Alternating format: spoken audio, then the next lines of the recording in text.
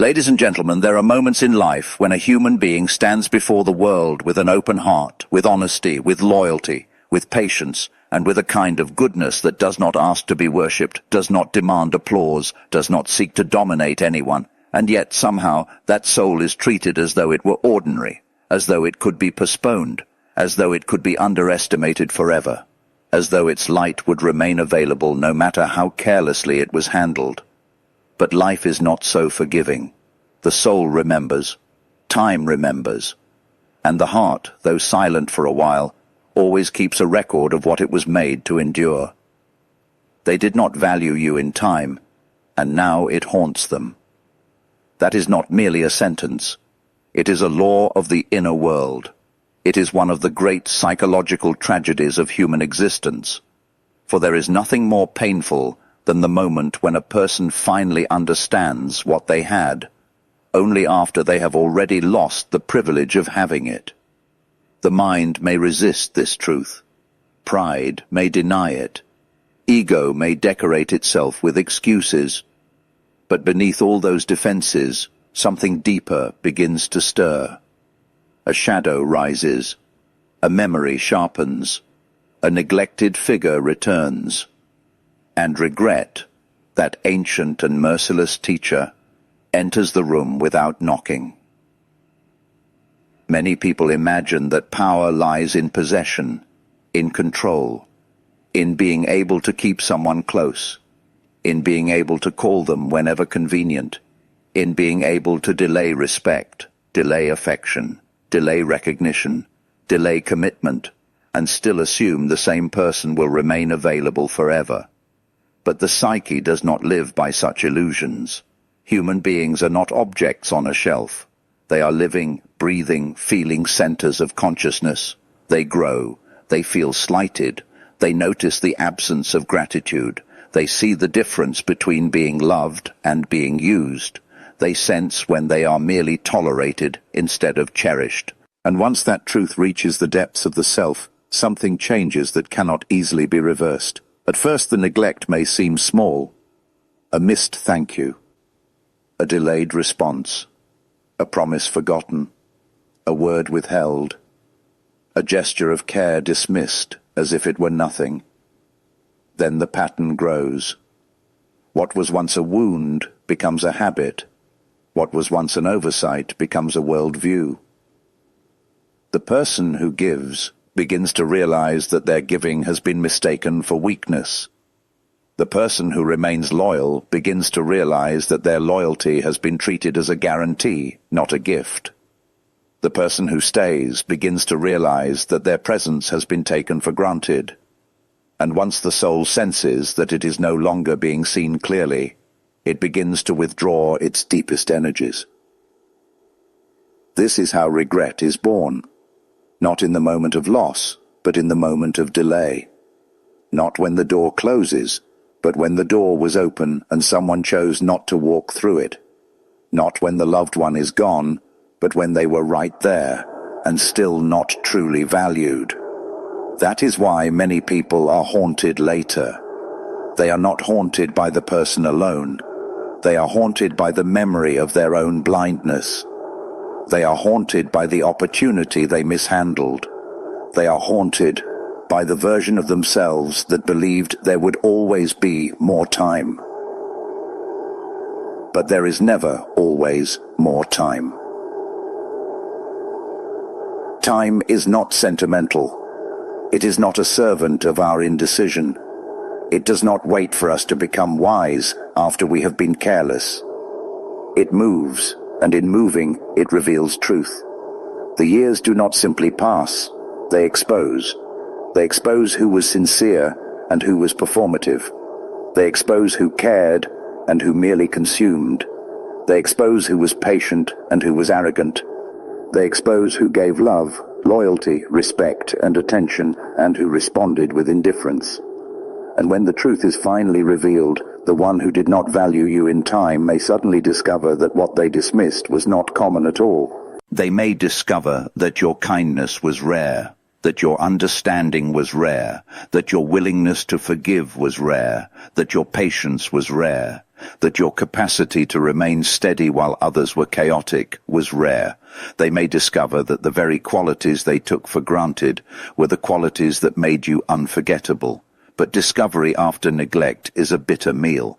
It nourishes the mind too late and leaves the heart starving. There is a specific kind of torment that comes from realizing that something sacred was treated casually. It is not only loss, it is moral discomfort. It is an internal confrontation with one's own shallowness. The person begins to understand that they did not merely miss out. They participated in the diminishment of something beautiful. They did not simply fail to notice. They failed to honor. They did not just overlook. They undervalued. And the psyche, once such a contradiction becomes visible, cannot easily rest. You see, the human being is divided within themselves. We have the part that wants comfort, and the part that knows truth. We have the part that protects pride, and the part that remembers pain. We have the part that says, I was fine without them, and the part that whispers, but I knew deep down that they were special. Regret lives in this division. It grows in the gap between what we told ourselves and what we actually knew. That is why it haunts, because the unconscious never forgets what the conscious mind tries to dismiss. A person may smile publicly and still bleed privately. They may act unconcerned and still be pierced by the memory of what they lost through neglect. They may speak loudly of moving on while inside they are trapped in the echo of what they refused to cherish. That is the punishment of delayed recognition. You cannot go back and become the person who appreciated what was before you in the exact moment it mattered. You may apologize, you may grieve, you may even repent. But you cannot erase the fact that the moment has passed. And what is the psychological effect of this? The individual begins to see the world differently. Suddenly, the memory of the overlooked person becomes larger than life. Their absence becomes louder than their presence ever was. Their silence becomes more painful than their voice ever seemed beautiful. Their distance becomes a mirror reflecting everything that was never understood. What once felt routine becomes precious in retrospect. What once seemed abundant now appears rare. The mind, under the pressure of absence, rewrites value. But it does so only after the price has been paid. How often human beings make the same tragic mistake. They think love is tested by how long someone will wait. They think respect is guaranteed by familiarity. They think kindness is endless because it has no immediate cost. They think patience means tolerance of neglect. They think the person who has given much will always continue to give, but the soul has limits. Even the most generous heart eventually asks, will you ever see me? Will you ever honor me? Will you ever understand that I am not here to be convenient for you? These questions may not be spoken aloud, but they are written in the invisible language of behavior. Less warmth, less availability, less trust, less openness, less desire to remain where one is unseen. The person who has been undervalued begins to reclaim themselves. They begin to step back from the hunger for recognition. They begin to accept that their worth does not depend on delayed approval. And this is where the balance changes. Because once a soul returns to itself, it becomes much harder to manipulate with regret. Yet many do not understand this until far too late. They only understand after the person is no longer there in the same way. After the laughter is gone. After the attentive listening is gone. After the reassuring presence is gone. After the gentle patience is gone. After the person who made life easier, warmer, and more meaningful has finally withdrawn. Then the haunted one begins to remember every moment they were careless, every insult disguised as joking, every silence when a word of appreciation was needed, every delay when urgency mattered, every time love was assumed rather than honored. Ladies and gentlemen, this is one of the great ironies of life. What is most valuable is often easiest to mistreat precisely because it is good. We overlook what is dependable. We neglect what is stable. We undervalue what is patient because it does not force itself upon us. The modest person is mistaken for ordinary. The loyal person is mistaken for permanent. The sincere person is mistaken for predictable. But constancy is not sameness, and patience is not permission. The quiet person may be the rarest treasure in the room, and the room may only realize it when the treasure has gone elsewhere.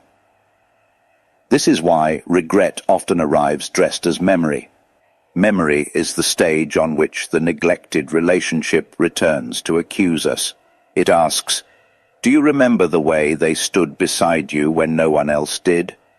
Do you remember the way they listened without interrupting?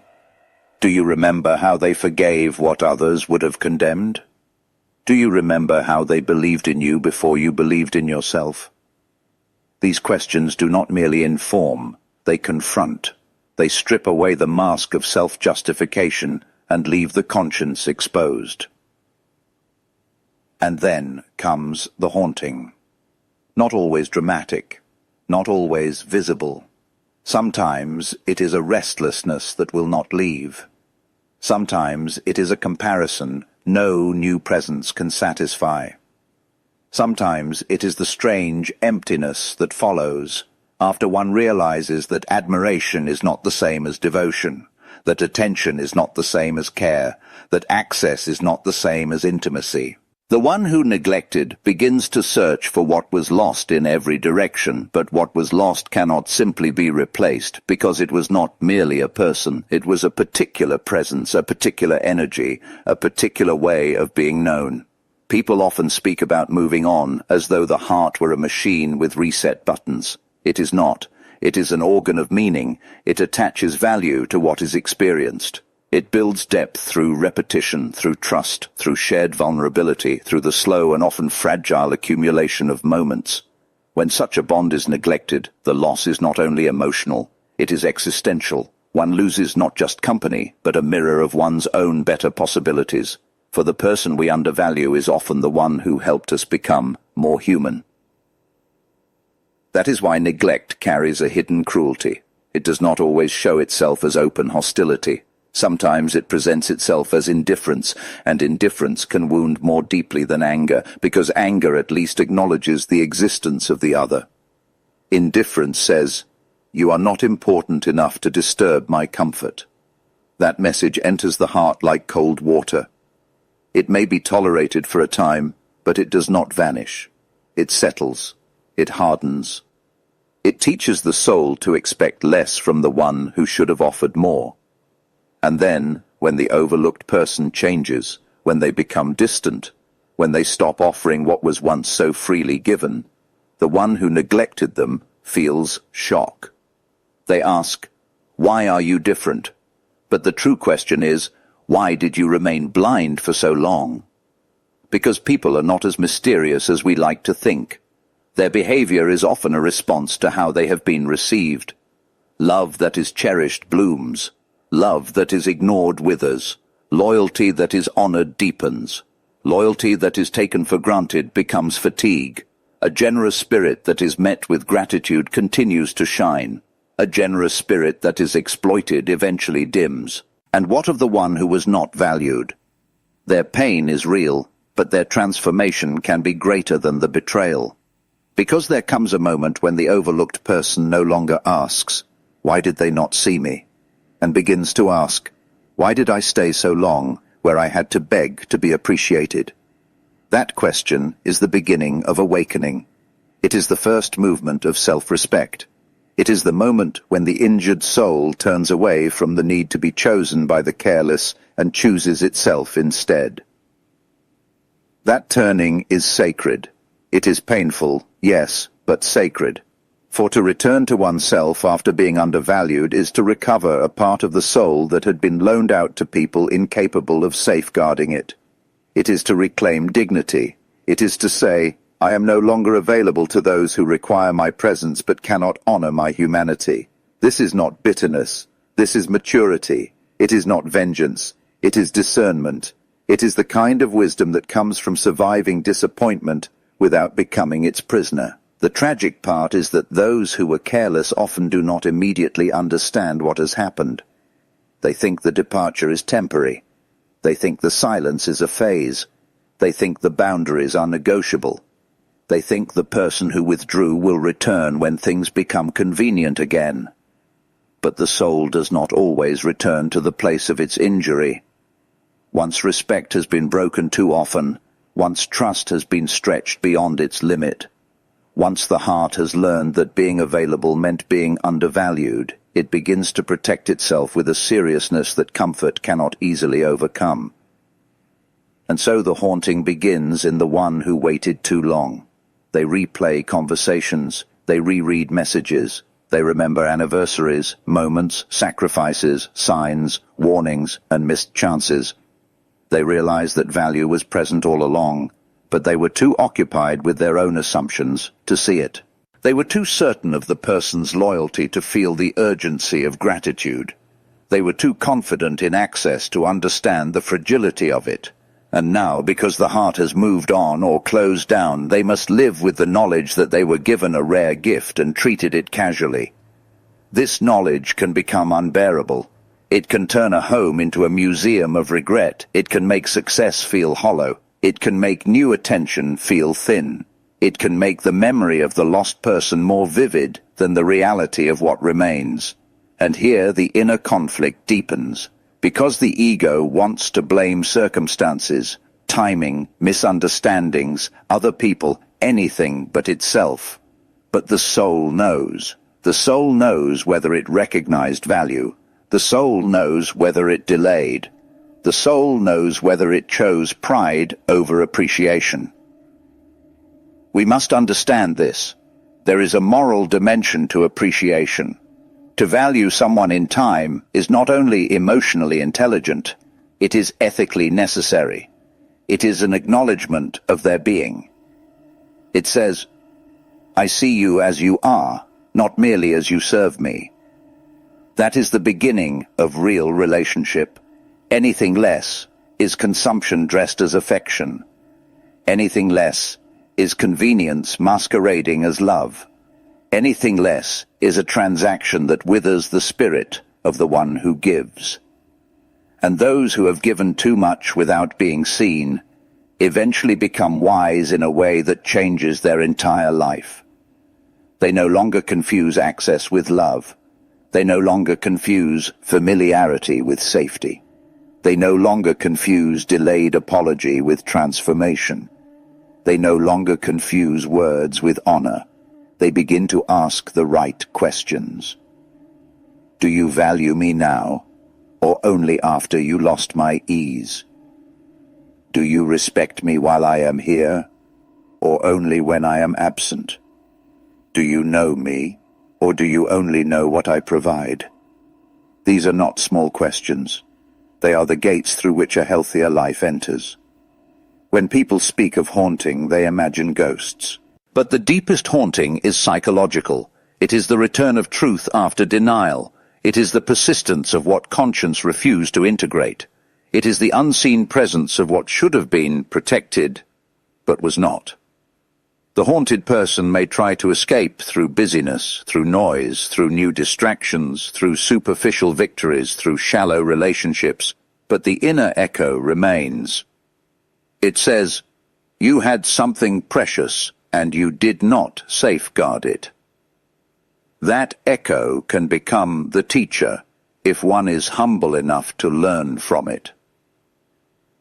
And if one learns, then regret need not remain only punishment. It can become transformation. It can become the beginning of a more sincere life. It can teach gratitude.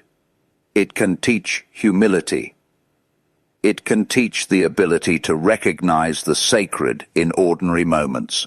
It can teach a person to stop assuming that patience means permanence. It can teach that love must be tended, respect must be shown, and appreciation must be expressed while the other person is still within reach. Yet transformation requires honesty, and honesty is the hardest thing for many. It is easier to lament after the fact than to honor in the moment. It is easier to say, "I understand now," than to admit, "I did not understand then." It is easier to weep over loss than to confront carelessness. But growth begins where excuses end, and no one becomes truly worthy of a second chance until they have learned how to treat the first one as though it mattered. Ladies and gentlemen, there is a sorrow in human life that comes from the timing of revelation. Sometimes we only discover the worth of a person when the relationship has already changed. Sometimes we only see the beauty of an offering once it is gone. Sometimes we only appreciate the patience of another after we have exhausted it. And in those moments, life teaches us a hard lesson. Value delayed is often value denied. The soul of the other cannot be summoned back simply because we finally woke up. That is why the wise do not wait until absence teaches them gratitude. They practice gratitude while presence is still possible. They do not say, "I will acknowledge later." They do not say, "I will care when I am less busy." They do not say, "I will respect them once I'm sure they won't leave." Because that kind of thinking is the seed of regret. It is the refusal to honor the present in favor of an imagined future that may never arrive. And what happens when the future does not arrive? What happens when the person you neglected becomes your memory instead of your companion? What happens when the voice you ignored becomes the silence you cannot penetrate? What happens when the warmth you dismissed becomes the loss you cannot repair? Then you are left not only with grief, but with the knowledge that your own behavior contributed to your suffering. That is the haunting. It is self-made, though not always consciously. It is a wound inflicted by delayed vision. I speak to the one who was not valued in time. Do not allow their regret to become your prison. Their awakening is not your responsibility. Their memory of you is not your burden to carry. Your task is not to remain available so they can finally understand your worth. Your task is to become so aligned with your own dignity that you no longer need delayed recognition to prove what was always true. You were worthy before they noticed. You were enough before they understood. You were valuable even in the season of their blindness. And to the one who now feels the haunting, I say this: let regret be honest. Let it strip away the arrogance that made you careless. Let it teach you how dearly it costs to ignore what should have been cherished. Do not rush past this lesson. Sit with it. Learn from it. Allow it to mature you.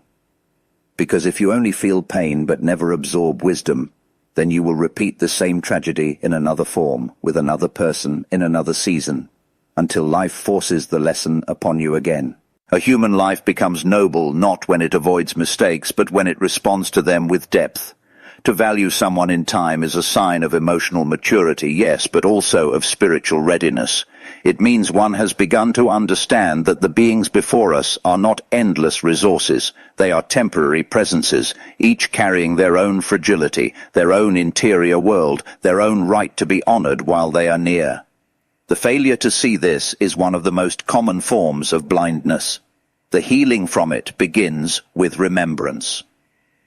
Remember the person who listened when others laughed. Remember the person who stayed when others left. Remember the person who gave you patience in your ugliness and grace in your confusion. Remember the person who saw potential in you while you were still doubting yourself. Remember the person whose value you did not recognize until your life had already changed. And then ask yourself whether you will let that memory remain only as sorrow, or whether it will become the foundation of a wiser heart. Because, ladies and gentlemen, the purpose of suffering is not merely to hurt us. It is to reveal us. It reveals who we are when comfort is removed. It reveals what we truly cherished and what we merely used. It reveals whether we have the courage to admit our negligence. It reveals whether we can become better than our mistakes.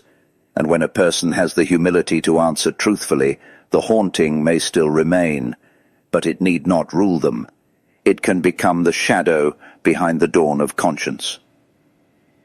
Yet there is another truth that must not be overlooked. The person who was not valued often becomes stronger than the people who failed them.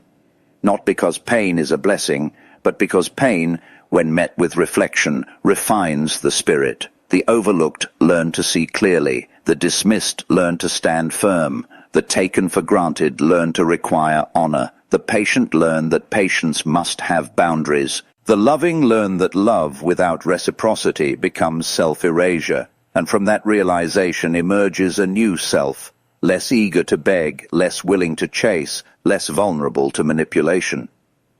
This is not coldness, it is clarity. It is the return of the self to its rightful center. It is the end of confusion between being needed and being treasured. It is the end of offering one's soul where only convenience is desired. It is the moment when one says, no more confusion, no more teaching people how to cherish me after they have already failed the lesson, no more mistaking silence for safety.